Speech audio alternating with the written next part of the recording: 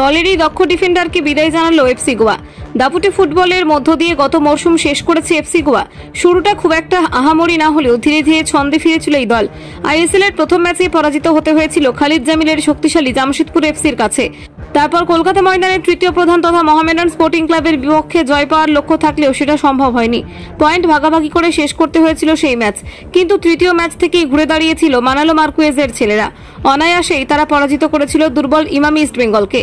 সেটা খুব সহজেই আত্মবিশ্বাস বাড়িয়েছিল দলের ফুটবলারদের, যার ফলে সময় যত এগিয়েছিল ততই অনবদ্য ছন্দে ধরা দিয়েছিল এই ক্লাব, যার ফলে একটা সময় মোহনবাগানের পাশাপাশি টুর্নামেন্টের লিগ শিল্ড জয়ের অন্যতম দাবিদার হয়ে উঠেছিল ব্রাইসন ফার্নান্ডেজরা। তবে কলকাতা ময়দানের অন্যতম প্রধান তথা মোহনবাগান সুপার জায়ান্টকে টেক্কা দেওয়া যথেষ্ট কষ্টসাধ্য ছিল তাদের কাছে। শেষ পর্যন্ত হাত থেকে ফসকে গিয়েছিল লিগ শিল্ড। তবে প্রথমবারের জন্য আইএসএল জিততে বদ্ধপরিকর ছিল এফসি গোয়া।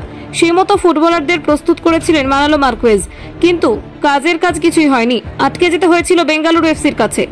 ভারতীয় ফুটবল দলের অধিনায়ক সুনীল ছেত্রীর গোল বদলে দিয়েছিল সমস্ত কিছু। সেই নিয়ে যথেষ্ট হতাশ ছিল সমর্থকরা। তবে সেই ধাক্কা থেকে শিক্ষা নিয়ে কলিঙ্গ সুপার কাপে ঘুরে দাঁড়াতে বদ্ধপরিকর ছিল মানোলোর ছেলেরা। সেই মতো একের পর এক ম্যাচে সহজেই এসেছিল জয়, যার ফলে খুব সহজে টুর্নামেন্টের ফাইনালে পৌঁছে গিয়েছিল গোয়া।